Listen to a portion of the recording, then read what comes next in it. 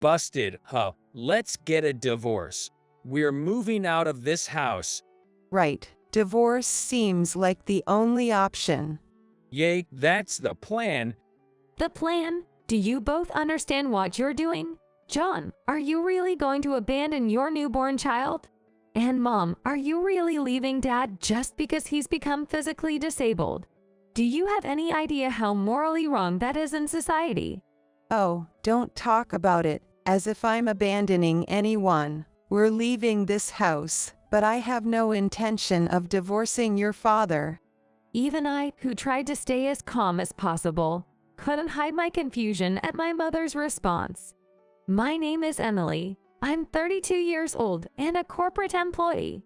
I've been married to John for 3 years now. We were colleagues at the same company, and John was assigned to my team when he joined the company as a new graduate. As I helped him with his work and showed him the ropes, we got to know each other better and started going out for meals together after work. It was around the time John was getting the hang of his job. After one of our dinners, he confessed, "I want to marry you." As an only child, I always wished for siblings when I was young, so I saw John as like a cute little brother to me. So honestly, I was taken aback by his marriage proposal. The fact that I was 6 years older than him added to my hesitation. We haven't been dating for that long, and I'm quite a bit older than you. Are you sure that's okay? I shared my hesitations with John honestly. He answered without any doubt. The age difference doesn't matter. I love you, Emily. There was a strength in John's eyes as he looked straight at me.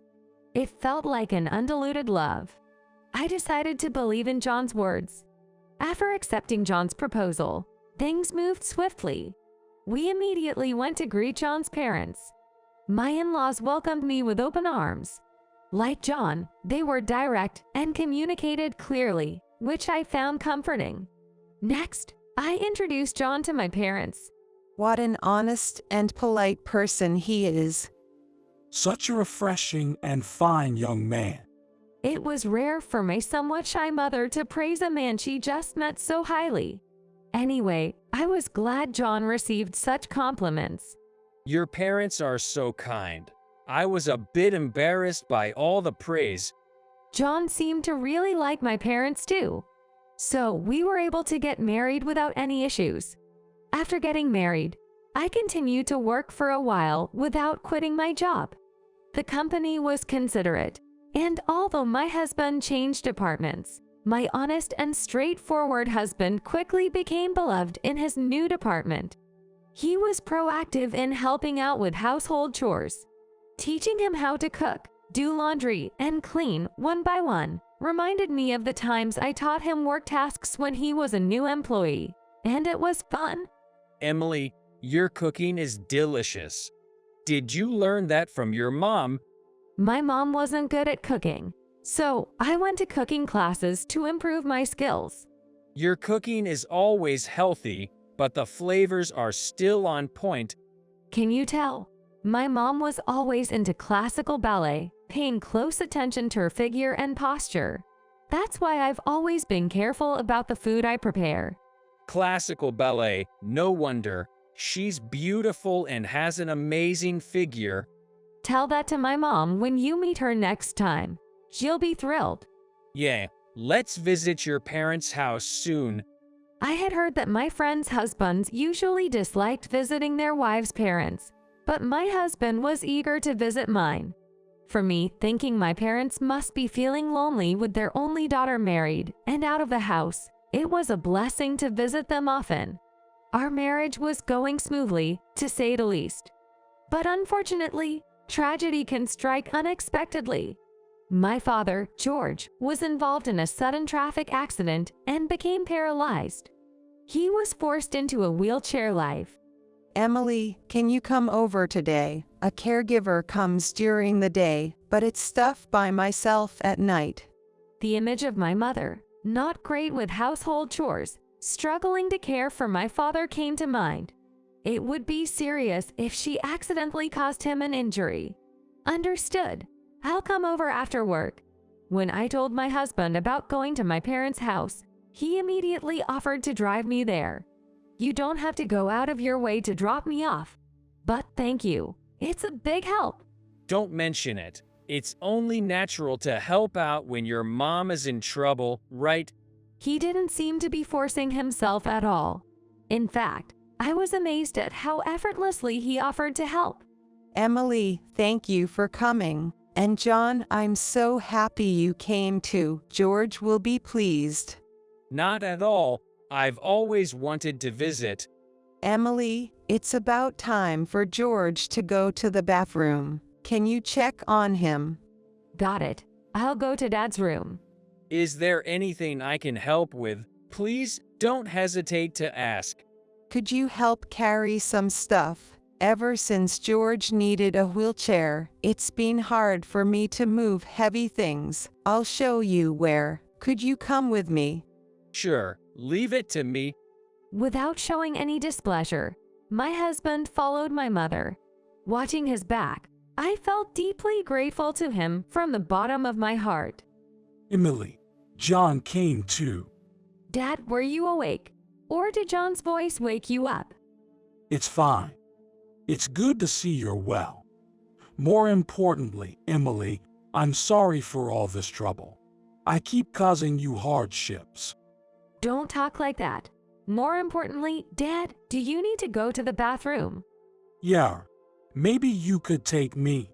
As I slowly pushed my father's wheelchair, I remembered how he had supported me through college. I thought it was time to give back. After caring for my father, my husband and I went back home. Sitting in the living room, sipping tea, John made a suggestion. Given the situation, why don't we live with your parents? From what I've seen today, it's going to be tough for your mom and dad to live on their own. That might be true, but are you sure you're okay with that, John? I'm fine with it. We'll make it work. I was truly grateful for my husband's suggestion. It might be overthinking, but it felt like he had voiced something I had been considering for a while. Unlike us, my mother was significantly younger than my father. My father had managed a well-known trading company. My mother, who had performed in classical ballet when she was young, caught my father's eye when he happened to attend her performance with some colleagues. He waited for the show to end, hurriedly sent a colleague to buy flowers, and then gave my mother a big bouquet, which led to their relationship. Initially, my mother struggled with household chores, so my grandmother would come over to help with cleaning and cooking. Come to think of it, the seasoning in my cooking does resemble my grandmother's. No doubt, she cooked with my mother's figure in mind. My mother was someone who, as long as she looked beautiful, was indifferent to other things. My father was tolerant of such an attitude, seemingly content with just admiring my mother's beauty. I sometimes thought that's just how marriage is, but when I went to college and started living on my own, I realized our family's values were quite different from societal norms. Starting cooking classes was also a way to remind myself that our household's values weren't the norm. My mother couldn't even take care of my father properly. I didn't dislike my mother's pursuit of beauty, but considering my father's current situation, I felt the need to be by his side and take care of him. I decided to accept my husband's suggestion and saw it as a good opportunity to tell him something. Hey, John, there's something I want to tell you about living with my parents. Yay, what is it? I think I'm pregnant. Really? I'm going to be a dad. Yes. That's why I'm really grateful you suggested we live with my parents. Thank you. My husband was excited about us moving to my parents' house and celebrated my pregnancy. When I immediately told my mother, she was as thrilled as my husband, saying, "That's very helpful. Come tomorrow if you can. You're more than welcome." So my husband and I moved in with my parents, starting a 4-person household. Upon moving back, I quit my job to prepare for the baby and take care of my father. Even my mother, who had been indifferent to household chores, started going to the supermarket to buy the groceries and daily necessities I had listed. My husband cared for my father's well-being, and my father seemed happy to have a male companion. Ironically, my father's injury seemed to deepen our bond as a family of four. The family gatherings, made possible by my husband's suggestion, made me want to thank him all over again. Hey, John, I want to go shopping. Can you drive? It's a bit far, but the meat is really cheap there. Understood. I'll go with you anywhere. By the weekend, it had become a habit for my mother and husband to go shopping together. I wonder what kind of relationship people would think the young-looking mother and my husband have just by looking at them. They might appear more like siblings than parent and child. My mother looked that young. Time passed, and I safely gave birth to a healthy baby boy. The whole family congratulated me on my childbirth and celebrated it. Among them, my father's joy was exceptional, as he looked at his first grandchild with a smile I had never seen before. Since it's a boy, it's not a dream that he might take over my father's trading company in the future. Just when I thought our family would become even livelier with the new addition, misfortune struck without warning. One day, when I was about to go buy diapers and formula, I found that the usual store was out of stock. So I decided to return home and drive to another store that sells baby products. It was a holiday, and although my husband was at home, I didn't want to bother him with shopping in case he bought the wrong items. So I drove myself to the store. Why don't you take some time for yourself and stop by a cafe after shopping? It's rare for you to get out of the house. I remembered my husband saying that as he saw me off at the front door. I appreciated his thoughtfulness, but for some reason, I also had a bad feeling. Despite not being fully recovered from childbirth and lacking in strength, I wondered why he wouldn't accompany me to the store. Normally, my husband would insist on driving even if I said I was okay. Unconsciously, I made a U-turn and headed back home, thinking of an excuse for my son's return. As I arrived, I heard a strange noise. Following the sound, it seemed to come from my mother's room on the second floor. My father's spacious room, once on the second floor, is now ours, and due to his wheelchair, his room is on the first floor. My mother's room is next to ours on the second floor. First, I quietly peeked into my father's room. He was lying in bed, taking his usual nap. There was no sign of my mother or husband on the first floor. The bad feeling I had when I turned the car around was turning into a sense of foreboding. With each step up the stairs to the second floor, the strange noise grew louder. Upon reaching the second floor hallway, the strange noises were accompanied by the heavy breathing of a woman. There was no room for doubt. I was oddly calm. Standing in front of my mother's room, my bad feeling turned into certainty. I took out my smartphone, opened the door, and simultaneously hit the record button for video. There they were, my husband and my mother, entangled and naked. Silence ensued. They stood there, mouths agape, unable to say anything even if prompted. I spoke quietly. First, get dressed, then both of you come downstairs. As coming down the stairs, I noticed the phone camera was still in shooting mode, so I hit the stop button on the recording. I didn't want to watch what I had recorded, but it could serve as evidence if needed. When did the two of you start this affair? My husband wouldn't look up, avoiding eye contact. In contrast, my mother sat defiantly in a chair, crossing her legs. Well, since it's out in the open, I'll be clear. It wasn't long after you and your husband moved into this house. That's when John said he loved me. Really? I'm sorry, Emily. Your mother was so attractive. I couldn't control my feelings. I thought it was rather my place to be unable to control my feelings. Even though I tried to remain calm, there was a limit to my patience. Just because you can't control your feelings doesn't mean everything is forgivable, right? Whether it's forgivable or not doesn't really matter anymore, does it, John? Yes, yes. We knew it was unforgivable from the start. That's why we had a plan in case it ever came out, right, John? Since it's out, let's divorce. We'll leave this house. Yay, we have no choice but to divorce. Yay, that's what I plan to do. That's what you plan. Do you both understand what this means? John, are you going to abandon your newborn son? Mom, are you going to leave Dad now that he's disabled? Do you both truly understand how morally wrong this is?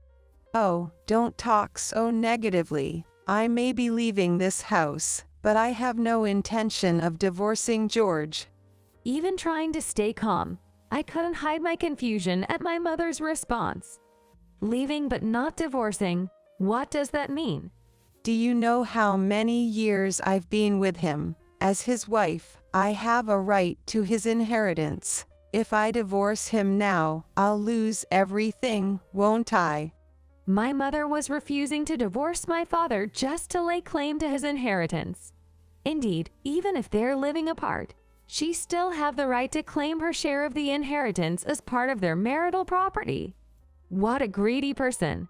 That's just rotten. I'm only claiming what's rightfully mine. Why would I divorce and willingly give up what I could have? My anger turned into sheer disbelief. John, I'm definitely leaving you. My husband, who had been looking down, seemed persuaded by my mother's argument and finally looked at me. I understand, but I'll refuse the divorce depending on the conditions. Conditions? What conditions? The condition is that you and George agree that Sarah won't divorce him. I'm fine with divorcing you, but in return, Sarah and George's marital status stays as it is. With those terms my husband laid down, I realized the depth of their relationship, and apparently, he was under her influence. There's no way I can agree to that. How far gone are you both? Then I can't divorce you either. No need to pay child support. Now, what's your choice? I realized I was at a disadvantage, but I couldn't just accept their terms. I can't decide this alone. I'll discuss it with Dad before making any decision. I said that and headed to my father's room. The door to his room was slightly ajar. Before I could say anything, he gestured for me to be quiet and started speaking softly. Emily, don't worry about me. Divorce John as soon as possible.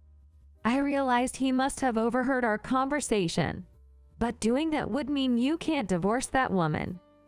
It's okay. I have a plan. Just divorce that man right now. As I say. Despite his weakened physical state, there was strength in his eyes and weight in his words. I figured things would be okay if I just went along with what he said. Believing in him, I went to declare that I would divorce my husband and accept keeping my parents' marriage intact. Let me know as soon as he passes away. With those parting words, my mother and ex-husband left our family home. Dad, I'm sorry. It's all because of me that this happened. If only I hadn't married that man. There's no need to worry. Those two will face the consequences of their actions soon enough. I couldn't grasp what my father was planning, but I could see in his eyes that he was sure of his victory. What's your plan, Dad? I'm not foolish. Here's the strategy. With that, he slowly and carefully shared his thoughts with me. So that's it. Then we can certainly get back at them. From then on, I lived my life without concern for those two. During the day, a caregiver took care of my father, and I returned to work. My son grew healthy and strong. I've gotten pretty used to taking care of my dad after coming home from work. He enjoyed playing with his grandson. Watching them play so affectionately, I realized my son bore more resemblance to my father than to my ex-husband. I hoped that when he grew up, he would be like my father. 3 years passed amidst these busy days. My father had been unwell for a while and was hospitalized. His condition never improved, and he passed away quietly. I was calm, because I had prepared myself since his hospitalization. Looking at my father's peaceful face, I felt ready for what was to come. I immediately started arranging for his funeral. Many people attended my father's funeral. He was well liked. Among the attendees, I spotted those too. It's been a while. Good to see you're doing well. What are you two doing here? When one's husband dies, it's only natural to show up at the funeral. After abandoning your own husband and grandson, you have the nerve to show up.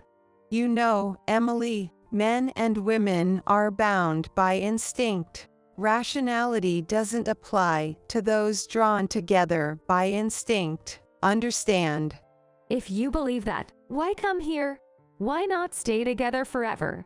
My ex-husband interjected as if he had been waiting for the moment. We came to fulfill a promise. Promise?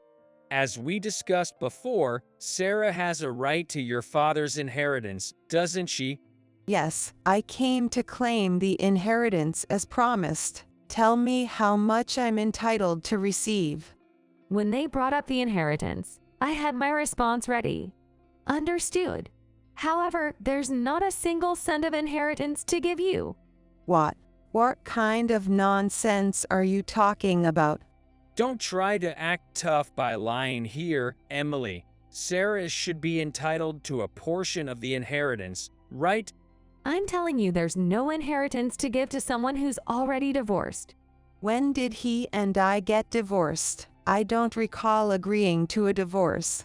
Mom, have you forgotten? You once confronted Dad with a divorce paper bearing your signature. The confidence on my mother and ex-husband's faces seemed to falter. I pressed on. Dad kept the divorce papers you thrust at him. Soon after you two left the family home, I filed them. There's no expiration date on a divorce paper, meaning from the moment I submitted it while Dad was alive, your marriage was officially dissolved. You're now nothing more than a stranger to Dad, not entitled to any inheritance. Can you understand this situation with reason, not instinct? I could see my mother and ex-husband's faces turn pale. Do you understand now? So there's nothing more to discuss with you two. This isn't a place for you. Before we knew it, a crowd of Dad's admirers had gathered around us, all of them directing hostility towards the two who had betrayed and hurt Dad and me. Realizing the situation, my mother and ex-husband quickly left without another word. I heard they had been living a life of luxury far beyond their means, quickly depleting my mother's savings and accruing debt, hoping to repay it with the expected inheritance from my father. But their plans were completely foiled. Where they are now and how they're living is unknown to me. Frankly, it doesn't concern me. I had started working at the trading company my father ran years ago. He taught me everything about the business during his lifetime. Thanks to that, I was able to take over as president after him. Now as president, I'm running the company my father built while raising my son. I feel my son's resemblance to my father grows stronger with each passing day. Someday, I hope my son will take over the company that my father built and I've protected, and make it even greater. But even if he chooses a different path, I plan to support his dreams with all my heart. As a parent, it's my duty to see him stand on his own 2 feet. No matter what happens, I'll never betray my son. That's what being a parent is all about.